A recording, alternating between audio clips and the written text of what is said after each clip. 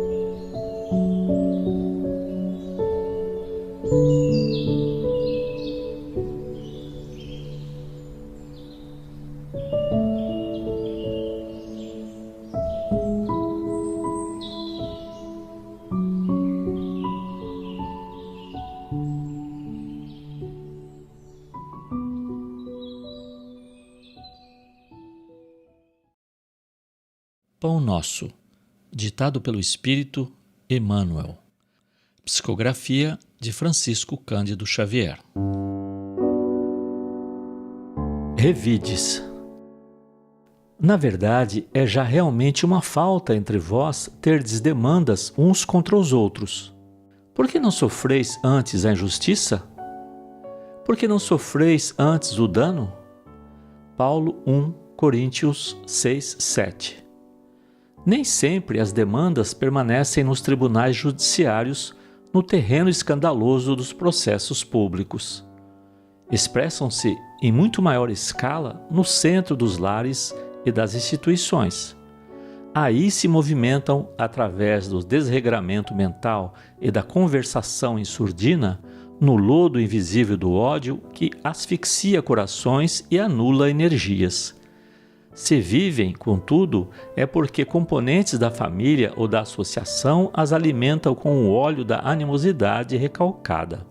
Aprendizes inúmeros se tornam vítimas de semelhantes perturbações por se acastelarem nos falsos princípios regenerativos. De modo geral, grande parte prefere a atitude agressiva, de espada às mãos, esgrimindo com calor na ilusória suposição de operar o conserto do próximo. Prontos a protestar, a acusar e criticar nos grandes ruídos, costumam esclarecer que servem à verdade.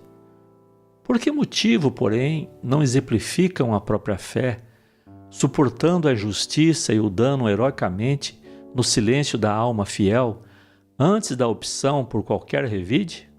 Quantos lares seriam felizes? Quantas instituições se converteriam em mananciais permanentes de luz se os crentes do Evangelho aprendessem a calar para falar a seu tempo, com proveito? Não nos referimos aqui aos homens vulgares, e sim aos discípulos de Jesus. Quanto lucrará o mundo quando o seguidor do Cristo se sentir venturoso em ser mero instrumento do bem nas divinas mãos, esquecendo o velho propósito de ser orientador arbitrário do serviço celeste? Emmanuel.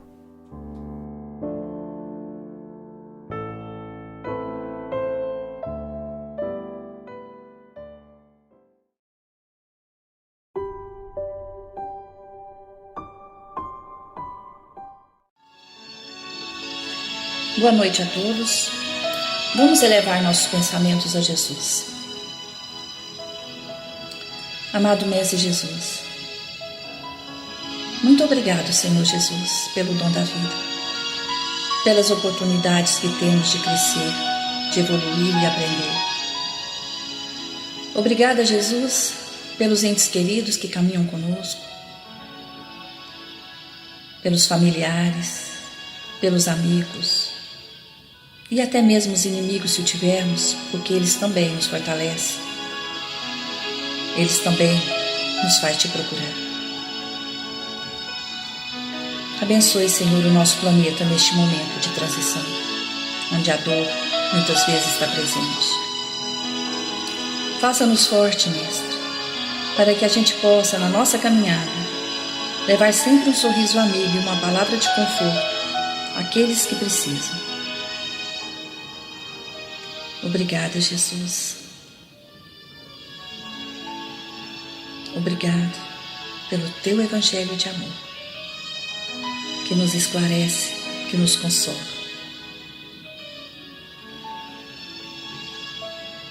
Pai nosso que estais no céu, santificado seja o vosso nome.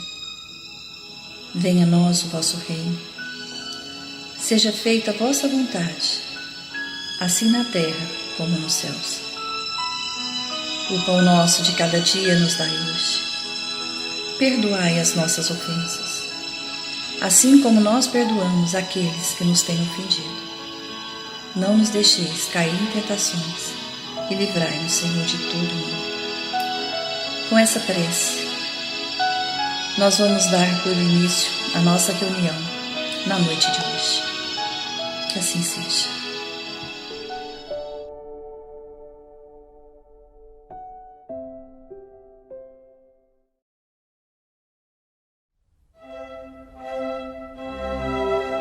Estudando o Livro dos Espíritos com Allan Kardec.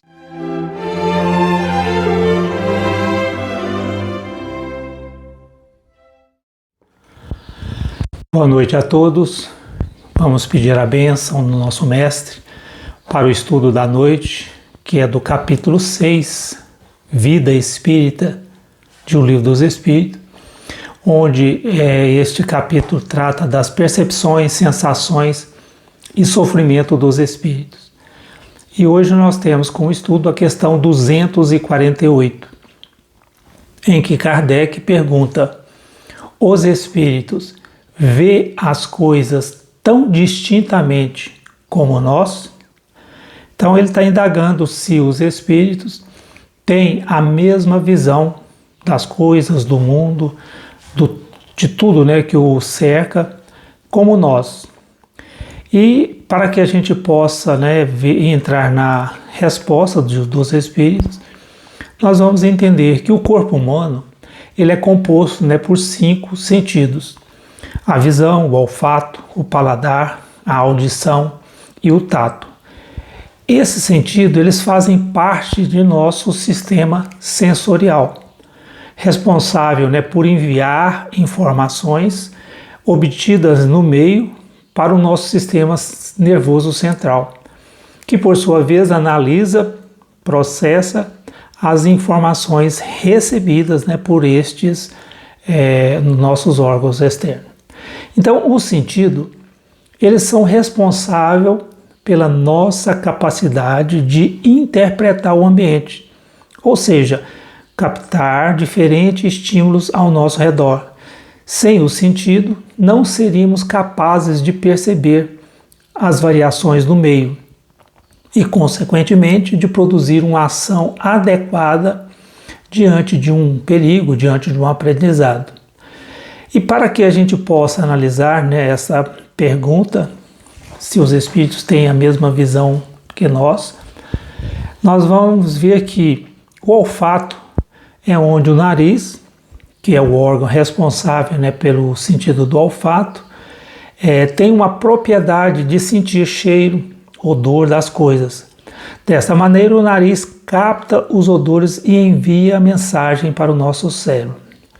Nós temos também outro sentido, o paladar, onde a língua é o órgão responsável, né, pelo sentido do paladar, uma vez que capta, distingue o sabor dos alimentos: salgado, doce, azedo, amargo, além das sensações de quente e frio. Assim, as papilas, né, degustativas decodificam, né, o sabor e envia essas informações para o nosso cérebro. Outro sentido, né, que nos dá as percepções dos meios, nós temos a audição. A audição, os ouvidos são os órgãos responsáveis pela audição, na medida em que eles detectam o som, ruídos, barulhos do exterior e envia essas mensagens para o nosso cérebro para que ele as interprete.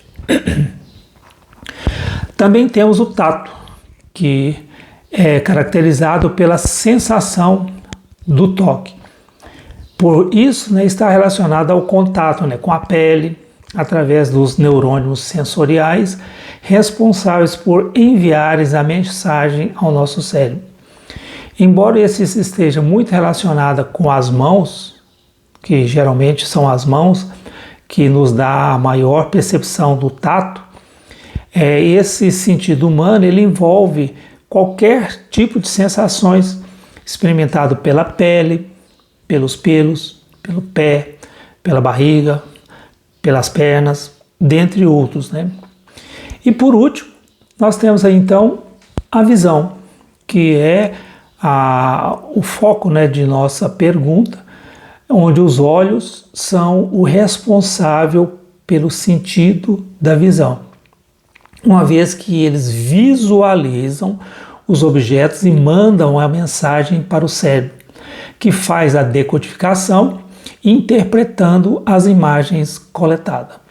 Então a visão ela permite a distinção de forma, de cores, de movimento, de profundidade. ela é captada, né, pelos nossos olhos, onde há a presença de fotorreceptores capazes de responder aos estímulos luminosos. Então a gente nota aí que para que a visão exista, tem que ter a luz, esses estímulos luminosos. E eles são captados pelos bastonetes, que são sensíveis à luz, e também pelos cones, que processa as cores, que são menos, né, sensíveis à luz, mas que ela processa as cores. Então nós vemos na questão 248, em que eles perguntam: os espíritos vê as coisas tão distintamente como nós? E os espíritos respondem: mais distintamente, pois que sua vista penetra onde a vossa não pode penetrar. Nada a obscurece. Então aí nós vemos, né, que a visão deles é muito superior à nossa. Praticamente nós poderíamos, né, para que entendêssemos como eles veem melhor que nós, primeiro, né, no espírito, a faculdade de ver é propriedade inerente, né, à sua natureza, que reside em todo o seu ser, como a luz reside em todas as partes do corpo luminoso. Então quer dizer que a percepção do espírito é muito, né, maior. A gente não tem, né, condições de visualizar ou deslumbrar, né, o como, né, as capacidades perceptivas deles. O que a gente poderia dizer que é uma espécie, né, de lucidez universal que estende a tudo que abrange simultaneamente o espaço, os tempos, as coisas. A lucidez para a qual não há trevas, nem obstáculos, nem materiais. Se as trevas não é obstáculo para que eles veem, nós veremos que eles não têm necessidade da luz para visualizar, para ver o que lhe cerca. No homem, né, a visão se dá pelo funcionamento do órgão, que a luz impressiona, então que seria através de nossos olhos. A luz, né, impressiona os nossos olhos e assim a gente consegue distinguir formas, cores, né, dimensões, profundidade. Daí se segue que, se não havendo luz, o homem fica na obscuridade. Então nós não conseguimos enxergar. No espírito, como a faculdade de ver constitui um atributo seu, a visão do espírito independe, né, da luz ou de qualquer agente exterior. Aí a gente nota, né, como isso se dá. Primeiro que a gente tem que notar que a Terra é um grande magneto, de dimensões, né, gigantescas, que é constituído de forças, né, atômicas condicionadas. Nesse campo de força, né, nesse reino de energia, em que a Terra, né, na qual nós moramos, faz parte, que forma, né, o clima de nossa existência, a vida se desenvolve em o quê? Agitação. Aí que a gente vai começar a entender, né, o porquê da visão deles é muito superior à nossa. Primeiro o seguinte, que a agitação, ela produz ondas. Uma frase, né, que emitimos, um instrumento que a gente toca, ela cria ondas sonoras. Liguemos um aquecedor e eles espalham ondas de calor. Acendemos uma lâmpada, né, e ela exterioriza ondas luminosas. Se nós ligamos um receptor de rádio, nós vamos encontrar aí ondas elétricas. Então toda inquietação se propaga de forma de ondas, através dos diferentes corpos, né, da natureza. Mas o que seria, né, uma onda? As ondas, né, elas são avaliadas segundo o comprimento em que elas se expressam, em que elas se emitem. As ondas ou oscilações, né, eletromagnéticas são da mesma substância, diferenciando-se, porém, no seu comprimento ou distância que segue, né, de uma crista, que é uma altura da onda, até a crista seguinte, em vibrações mais ou menos rápidas, conforme, né, o lei do ritmo em que essas ondas se identificam, que a gente poderia chamar o quê? De frequência. Então nós temos uma escala de ondas que oscila de maneira integral. O que elas fazem? Elas sacodem os elétrons em suas órbitas ou excitam, né, os seus núcleos, e esses átomos, né, agitados lançam de si ondas que produzem, né, o calor, som, luz e raios gamas através de inumeráveis combinações. Basta ver o seguinte, que além de 15.000 vibrações por segundo, o nosso ouvido, o ouvido humano, ele não consegue mais escutar. Então 15.000 vibrações por segundo seria o limite de nosso ouvido humano. Os animais, né, que são encarnados, né, animais que têm uma aguçidade, né, de ouvir, eles conseguem perceber ruídos no ultrassom para além das 40.000 vibrações por segundo. Enquanto nós, seres humanos, o nosso limite é 15.000, eles chegam a 40.000 vibrações por minuto.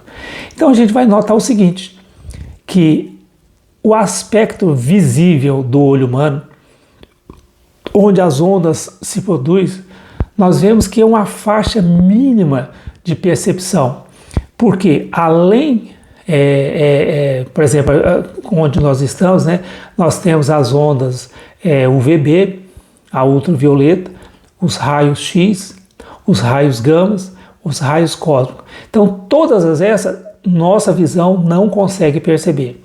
E inferior a isso nós temos o infravermelho, o radar, as ondas, né, de UNF, o VHF, ondas curtas, ondas de rádio, e que a gente também não consegue visualizar. Então nós vemos que a nossa percepção visual é muito pequena. E isso a gente nota, né, que no nosso desenvolvimento humano, nós estamos aqui na Terra justamente através dessa maravilha, dessa bênção que é o nosso corpo físico, para a nossa evolução. Nós temos que seguir nas palavras de Jesus quando ele fala: eis que eu vos digo, levantai os vossos olhos e vede as terras que já estão brancas para a ceifa.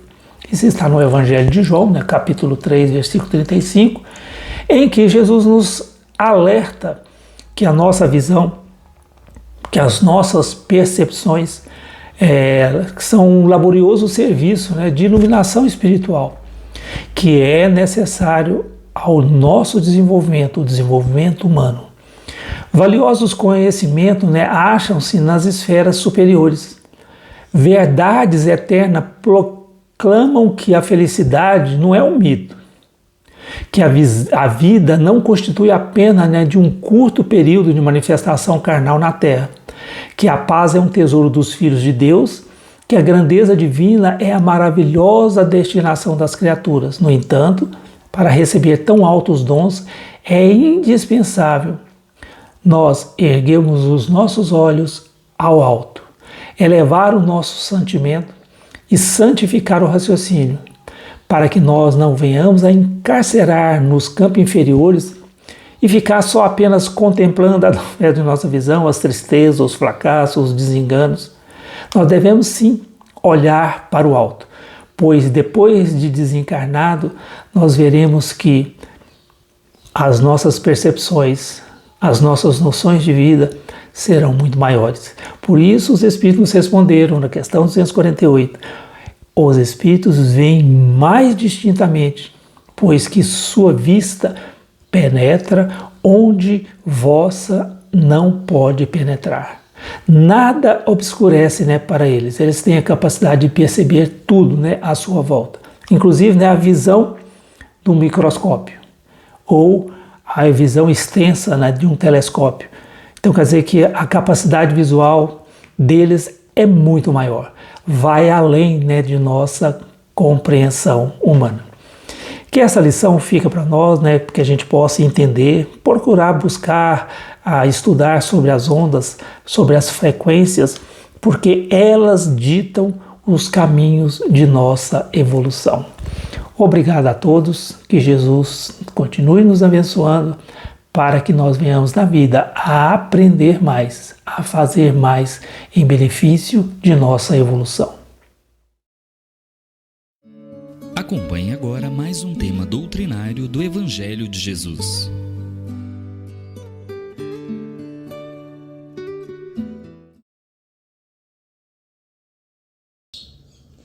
Bem, meus amigos, hoje o tema do nosso estudo é a vingança, contido no Evangelho segundo o Espiritismo, no capítulo 12, Amai os vossos inimigos, item 9, nas instruções dos Espíritos. Se tentar nas instruções dos Espíritos. Esse título, é uma mensagem, a vingança é uma mensagem que foi transmitida em Paris no ano de 1862 pelo espírito de Jules Olivier, um dos espíritos que participaram da codificação da doutrina espírita também. Por isso que a mensagem se encontra no Evangelho, nas instruções dos Espíritos. É importante nós sabermos que até a vinda de Jesus à Terra, todos seguiam a lei de Talião, contida no Código de Hammurabi de 1780 a.C., uma lei muito antiga, Essa lei de Talião, conhecida como olho por olho, dente por dente, era uma lei de reciprocidade dos crimes e das ofensas. Ou seja, se alguém me desse um tapa no rosto, eu teria todo o direito de devolver o tapa na mesma proporção. Alguns países no Oriente Médio, ainda hoje, seguem versões dessa lei, cortando membros de pessoas que são presas roubando. Infelizmente, em nossa sociedade, chamada de civilizada, muitas pessoas até hoje acreditam que esta seria a melhor maneira de resolver os problemas. No entanto, Jesus veio mostrar, através da sua lei de amor ao próximo, que somos todos filhos do mesmo Deus e todos somos irmãos. Sendo assim, devemos nos respeitar e nos amar uns aos outros. Muita gente pensa que amar o próximo é só fazer sempre o bem aos pais, aos filhos, aos amigos e familiares, e de vez em quando para algum mais necessitado. Mas qual o mérito nisso? Jesus nos diz no Evangelho de Mateus, capítulo 5, versículo 44, amai os vossos inimigos, fazei o bem àqueles que vos odeiam e orai por aqueles que vos perseguem e vos caluniam, a fim de que sejais filhos de vosso Pai que está nos céus. Se o amor ao próximo é o princípio da caridade, amar os inimigos é a sua aplicação mais sublime, é o que nos dizem os Espíritos. E é claro que Jesus não quis dizer que se deve ter pelo inimigo o mesmo carinho e afeto que temos para com o amigo. Isso, às vezes, não é possível, a gente não consegue. Não é esse amor, esse carinho, esse afeto que a gente, costuma dar àquele que é amigo.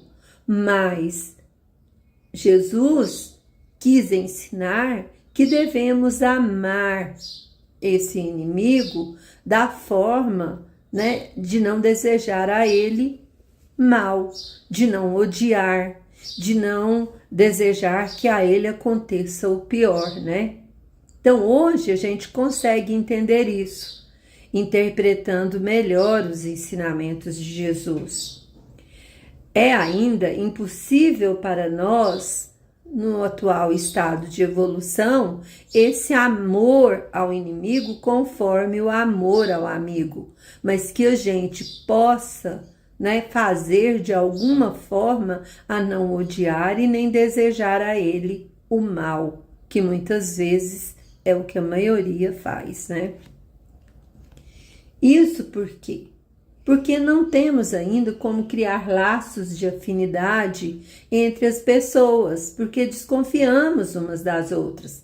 Ainda não existe aquela confiança, né? Pela própria inferioridade de todos nós ainda aqui no planeta Terra, né? E o que Jesus nos ensinou? Jesus nos ensinou que amar os inimigos é não ter contra eles nem ódio, nem rancor, nem desejo de vingança. Então é isso. Esse sentimento de rancor, de ódio, de vingança é que devemos eliminar do nosso coração em relação aos nossos inimigos. O afeto nós desenvolveremos a partir do momento que nós vamos nos aperfeiçoando. Esse afeto, esse amor que a gente dedica ao amigo, ele será, né, quando a gente estiver mais evoluído, uma coisa que fará parte de nós mesmos, né?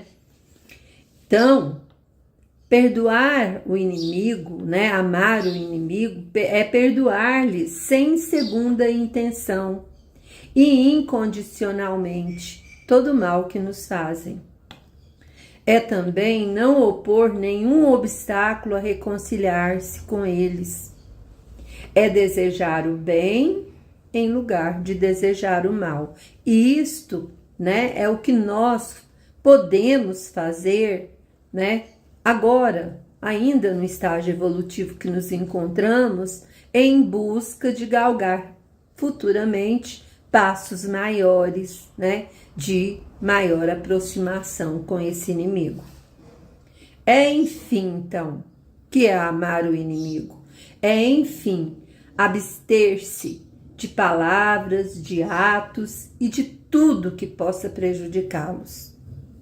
E a doutrina espírita ainda vem nos esclarecer que esses inimigos podem estar entre os encarnados e os desencarnados também. E que os inimigos desencarnados no mundo invisível se apresentam, na maioria das vezes, através dos diversos tipos de obsessões, né? Influenciando a nossa vida, a vida dos nossos entes queridos, daqueles que amamos muitas vezes. Então a gente tem que lembrar muito disso, né? Por isso, a importância de não alimentar laços de ódio, de desamor, de inimizade com eles, né? Por isso nós devemos, né, no caso das obsessões, pedir ajuda também para os obsessores, que são os inimigos desencarnados, perdoar-lhes o mal que nos tem feito e desejar a eles também todo o bem. Isso é difícil, não é? Parece assim uma coisa difícil demais. Como que eu vou desejar o bem para quem me faz tanto mal, para quem me causa tanto mal, né? Como perdoar e não querer me vingar de alguém que faz uma atrocidade contra mim ou contra alguém que eu amo? Como querer me reconciliar com um criminoso, com um pedófilo, com um estuprador, com um corrupto? Como? Difícil, muito difícil. Mas, se é tão difícil, vamos começar pensando nas pequenas ofensas que nós fazemos e que recebemos diariamente, seja na família, seja na escola, seja no trabalho, no meio social onde nós vivemos. Quantas vezes a gente não planejou e arquitetou uma vingança contra alguém que talvez só tenha nos ofendido ou nos machucado, às vezes até sem querer. Ficar remoendo pensamentos tipo, fulano vai me pagar por isso, ele não perde por esperar, ele vai só ver uma coisa, aguarde, me aguarde. né? Muitas vezes a gente se pega pensando assim, com esse tipo de sentimento, né?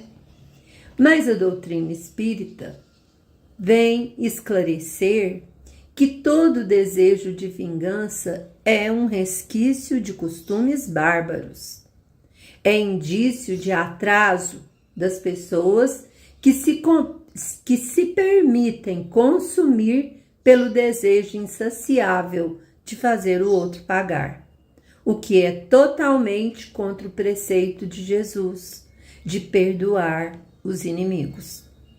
Então, assim, vingar é contrário ao ensinamento que Jesus veio nos trazer há 2000 anos atrás e que está aí presente, né, para a gente estar lembrando sempre.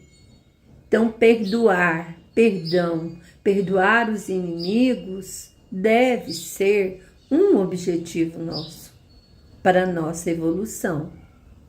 Jules, né, Olivier, que é o autor dessa mensagem, comenta que o sentimento da vingança está quase sempre acompanhado da falsidade, da vileza, e assume muitas vezes, por razões diferentes, uma atitude hipócrita, dissimulada, que dissimula os maus sentimentos, né? A pessoa se torna um hipócrita, dissimula aquele mau sentimento, mas que está ali nele, estimulando, revidar a ofensa sofrida, né? Então, na maioria das vezes, aquele que está executando uma vingança pensa que está fazendo justiça, reparando o mal que foi feito, mas ele está errado. Justiça tem a ver com equilíbrio, e na balança entre o bem e o mal, não se equilibra o mal jogando mais mal nessa balança. Ela vai pender para o mal. Então, nós precisamos equilibrar o mal com o bem, para que a balança se equilibre, que é o equilíbrio em tudo, né? Que é uma lei importantíssima na nossa vida. Somente através do bem é que podemos encontrar o equilíbrio para o mal, né? Então, para seguirmos o caminho de Jesus em busca da nossa felicidade, precisamos abrir mão do sentimento de vingança e buscarmos o do perdão. Precisamos fazer o bem, parar de falar mal dos outros e, para começar, perdoar os outros. Precisamos abdicar do quê? Do orgulho. Começa por aí. Para a gente parar de falar mal, para a gente perdoar, precisamos afastar o orgulho de nós, que está tão entranhado ainda dentro, né, de nós, nos nossos sentimentos. Portanto, meus amigos, a vingança é, de fato, prova do atraso espiritual de quem a sente e alimenta. Jules, o autor da mensagem, escreve de maneira tão incisiva, tão determinada sobre esse sentimento mal, que julgamos correto terminar essas reflexões nossas dessa noite com as suas palavras. Para trás, portanto, com esses costumes selvagens, diz Olivier. Para trás, com esses hábitos de outros tempos. Todo espírita que pretende ter ainda hoje o direito de vingar-se seria indigno de figurar por mais tempo na falange que tomou por divisa o lema fora da caridade não há salvação. Mas não me deterei em semelhante ideia, continua ele. A ideia de que um membro da grande família espírita possa ceder ao impulso da vingança, mas pelo contrário, ceder ao sentimento do perdão. Boa noite a todos, muita luz, e que Jesus possa iluminar e nos amparar hoje e sempre. Que assim seja.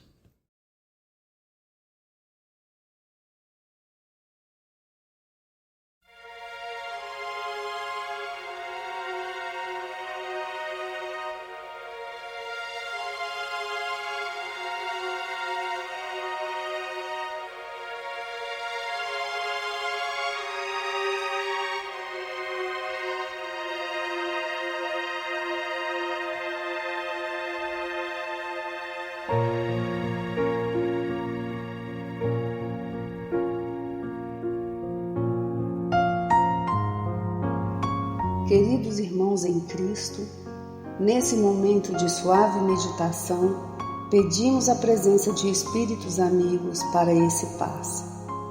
Senhor de infinito poder e bondade, ajudai-nos a retirar da nossa mente todos os pensamentos negativos que se encontram alojados em nossa alma, fruto da nossa condição de ser imperfeito. Que ideias de vingança, pensamentos inferiores e egoístas sejam afastados da nossa mente.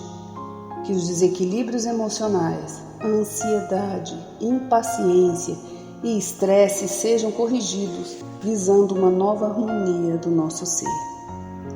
Que todas as doenças alojadas em nosso corpo tenham seu mecanismo de enfermidade interrompido no nosso sistema de defesa orgânico e inicie a revitalização da nossa saúde. E assim, meu Pai Celestial, com suas bênçãos e as energias luminosas e curativas de seus missionários, possamos receber as melhores vibrações energéticas através deste passe e que essas vibrações venham em forma de ideias edificantes, de otimismo, alegria, e nos fortaleça para o perdão, a paciência e a serenidade necessárias à resolução de nossos problemas e provações. Peço, Senhor, que nos ensine a viver um dia de cada vez, que nos oriente a superar os traumas do passado e guardar apenas as lições valiosas, tanto de experiências felizes como as dolorosas. Também, Senhor, permita o cuidado necessário para controlarmos o medo diante do futuro que ainda está fora do nosso alcance.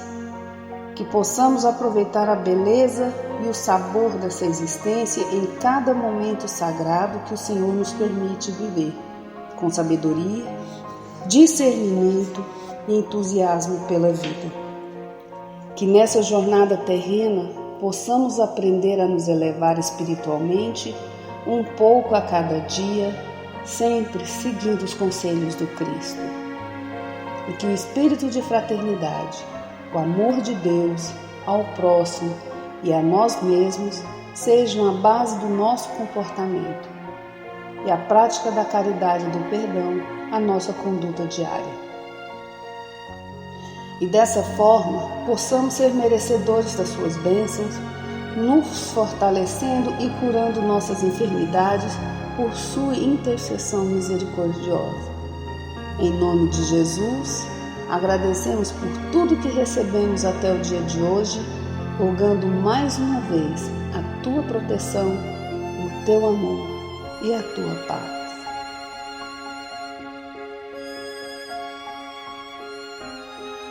E continuando nessa vibração de amor, nós agradecemos aos bons espíritos que se dignaram de comunicar-se conosco e lhes rogamos que nos ajude a pôr em prática as instruções que nos deram e façam que ao sair daqui, cada um de nós se sinta fortalecido para a prática do bem e do amor ao próximo. Também desejamos que as suas instruções aproveitem aos espíritos sofredores, ignorantes ou viciosos, que tenham participado da nossa reunião e para os quais imploramos a misericórdia de Deus. Que assim seja.